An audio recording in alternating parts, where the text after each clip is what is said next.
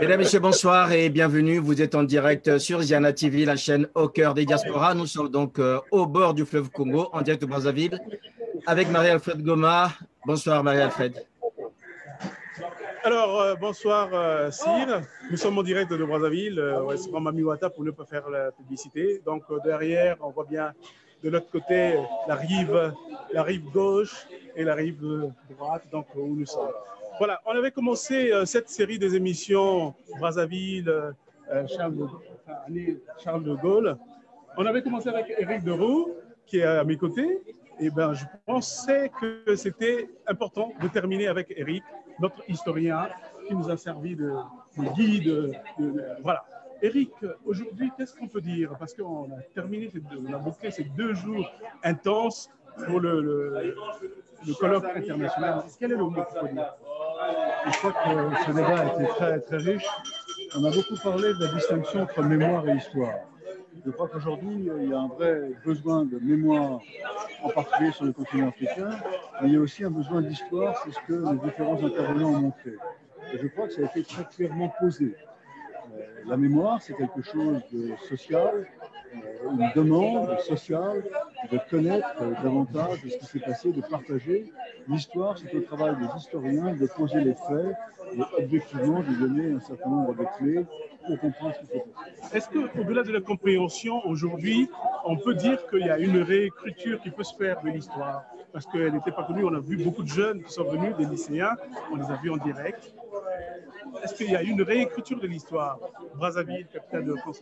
Que déjà un tel colloque ait lieu prouve qu'il y a une vraie demande, il y a un vrai besoin de partager, d'expliquer comment on trouve les documents, où est-ce qu'on les trouve, comment est-ce qu'on les analyse, comment est-ce qu'on les travaille, et voir qu'il y a quand même plusieurs dizaines d'historiens africains, soit présents en direct sur le podium, soit dans la salle. On n'a pas parlé, mais il y a beaucoup dans la salle.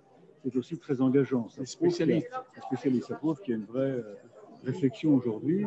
Bon, beaucoup d'Européens n'ont pas pu venir à cause du Covid, mais il y a quand même des retransmissions en direct. Donc ça prouve quand même qu'il y a aujourd'hui, il y a une vraie réflexion qui est menée. Et je crois que ça, c'est très positif.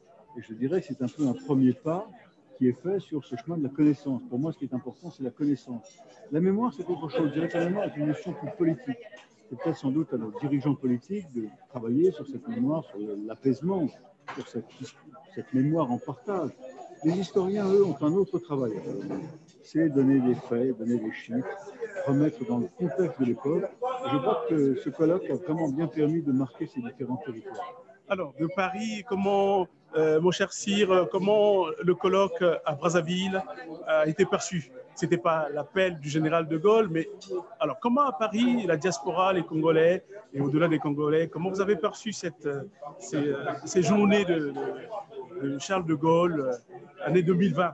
On rappelle quand même que c'était le 50e anniversaire de sa mort, 130e de sa naissance. Et le 80e de l'appel de Brazzaville. Voilà.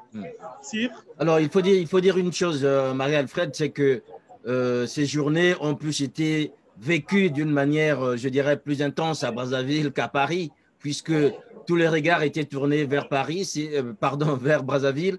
C'est là où tout se passait, c'est là où tout le monde a convergé, venu de Paris, venu de N'Djamena, venu de Libreville et encore de Kinshasa. Tout le monde a traversé pour être à Brazza. Donc, c'est plus du côté de Brazza que tous les regards étaient tournés. Ici à Paris, nous vous envions et nous vous voyons, vous, là-bas déjà, vous réjouir et partager cette mémoire ensemble. Alors, j'aimerais juste poser une question à Éric Deroux, avec lequel nous avions initié ces échanges ici sur Ziana TV. Éric Deroux, on dit c'est une mémoire partagée.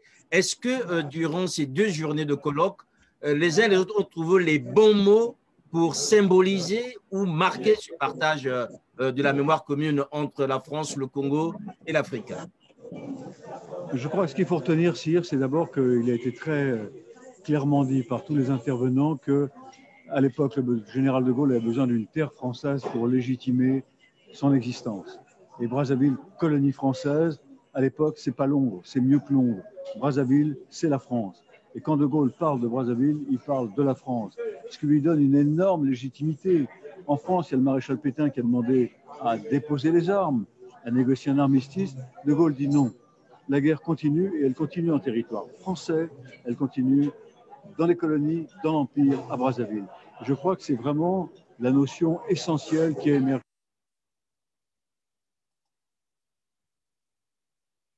Marie-Alfred, on a plus le son, Marie-Alfred, il faut repartir sur le son. Marie-Alfred, le son.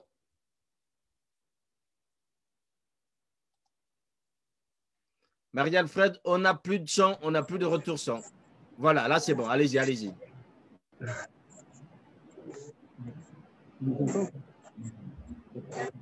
Allez-y, Marie-Alfred, c'est bon, le son est bon, le son est bon. Non, alors, on a un problème technique, mais ce sont les aléas du direct. Ben oui, c'est Est-ce que tu m'entends? Voilà. Tout à fait, tout à fait. Oui, Eric a restitué tout ce qui était entre mémoire, la confusion ne plus faire entre mémoire et histoire. Mais on a aussi le séjour, on a parlé du général de Gaulle qui a séjourné à Brazzaville.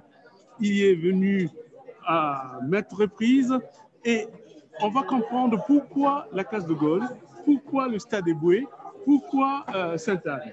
Et pour ça, on va appeler notre ami Bernard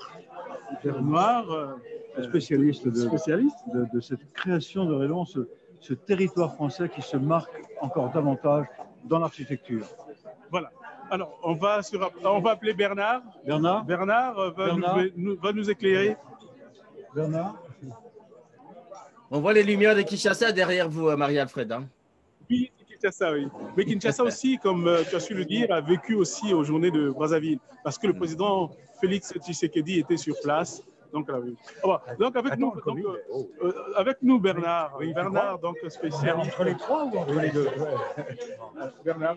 Alors, Bernard, justement, il a mis sa cravate et moi, je n'ai pas mis ma cravate. On va revenir sur ces journées. Les séjours de Gaulle à Brazzaville. Oui. Alors, on peut en parler? La cage de Gaulle? Oui. Et aussi que de Gaulle était toujours en costume. Et très élégant aussi dans son costume. Sapeur. Oui, sapeur, voilà, c'est ça.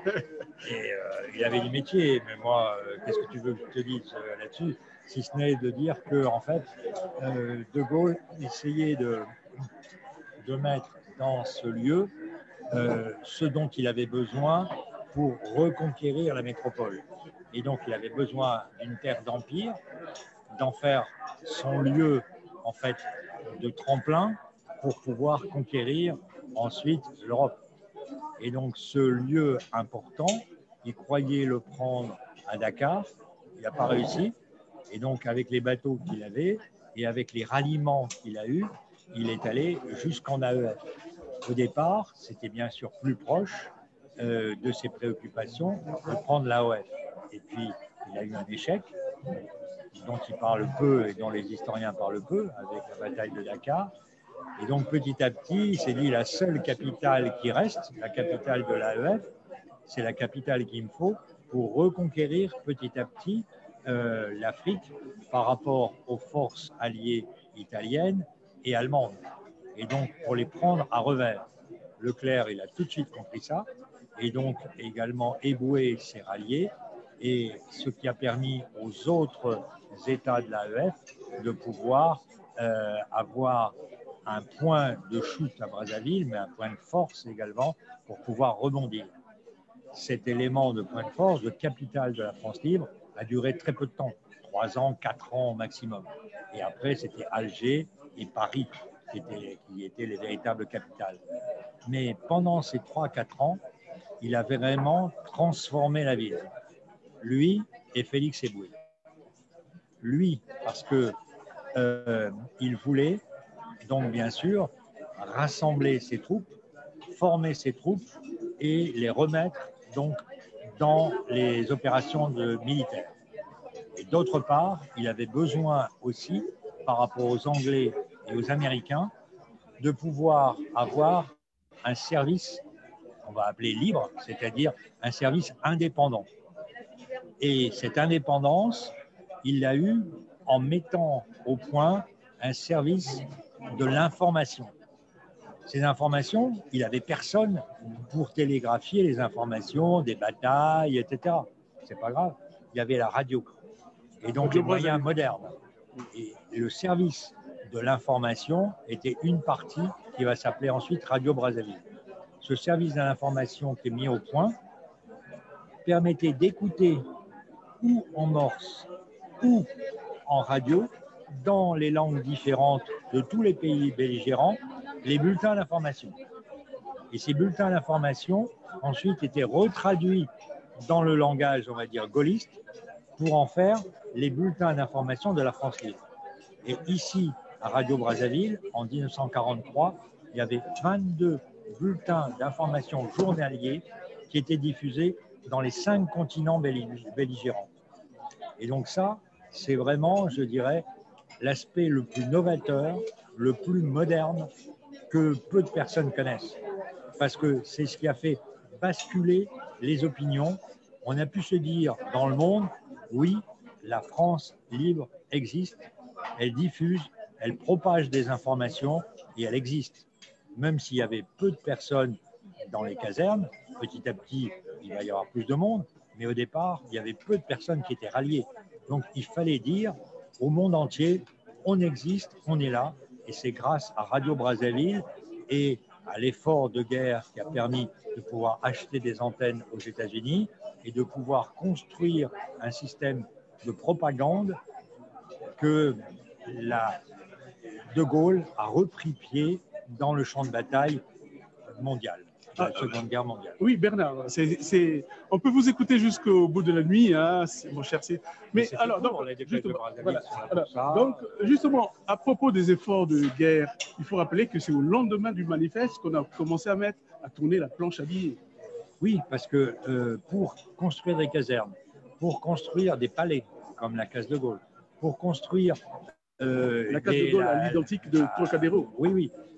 Je vais en parler après, sauf si tu me coupes la parole. Oui. Et également un service de l'information qui faisait près de 200 mètres de long, quand même, c'est-à-dire tout un élément important d'infrastructure technique, d'infrastructure militaire et d'infrastructure également pour faire voir qu'on était une capitale. Tout ça, ça demandait de l'argent.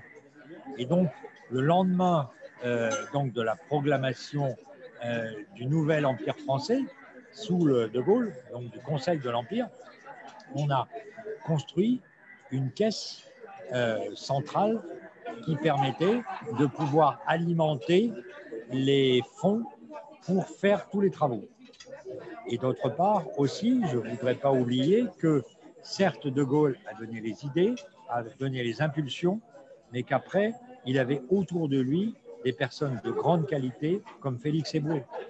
Et Félix Éboué a mis en partie les idées progressistes coloniales en harmonie avec le social, l'enseignement et l'économique dans cette nouvelle capitale. Ce n'était pas simplement une nouvelle capitale, on va dire, de pacotille, pour simplement avoir des effets de manche, mais c'était aussi une nouvelle capitale parce qu'il y avait des personnes qui affluaient de partout, des Européens d'abord, qui voulaient s'enrôler et repartir faire la guerre. Il y avait des Africains qui voulaient, dans les bataillons de tirailleurs, s'enrôler aussi et repartir, donc il fallait construire des casernes, mais il y avait aussi toute une population qui était attirée par l'effort de guerre. Il fallait donc que les populations rurales qui viennent à Brazzaville, et notamment à Poto-Poto, soient gérées, contrôlées, mais aussi aient de meilleures conditions de vie. Et Félix Éboué était là pour essayer, avec d'une part, de pouvoir mettre ces lieux de faubourg où vivaient les populations africaines, de faire devenir ces lieux des zones de maisons où on pouvait construire des maisons communes.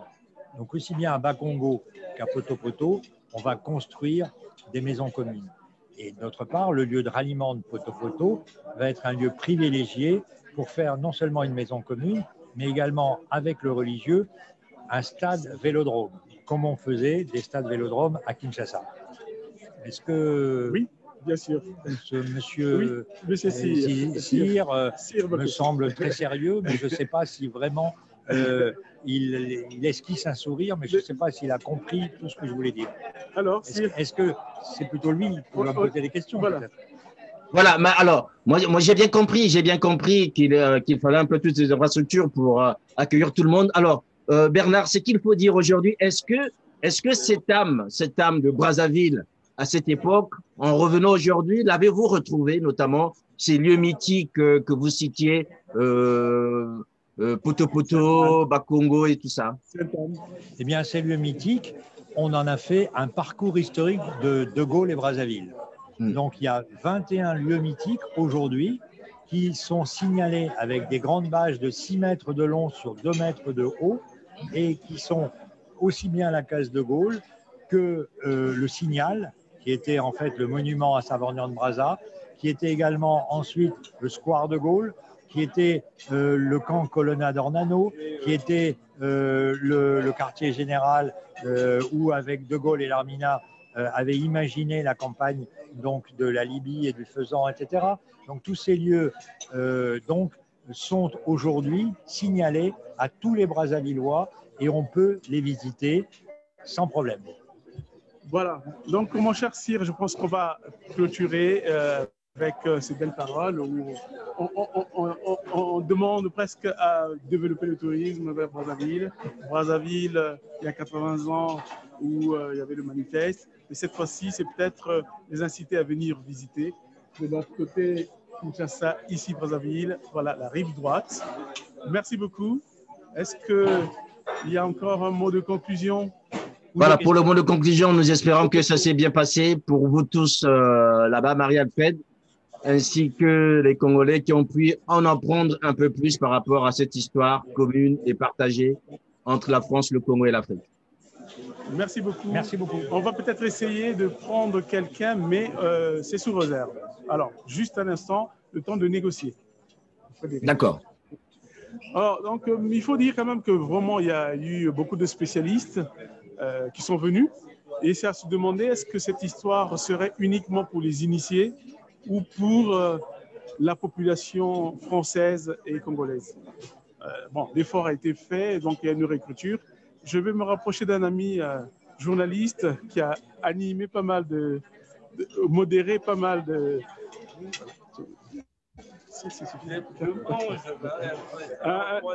Un ami journaliste donc, de TV5 Monde. Donc, voilà.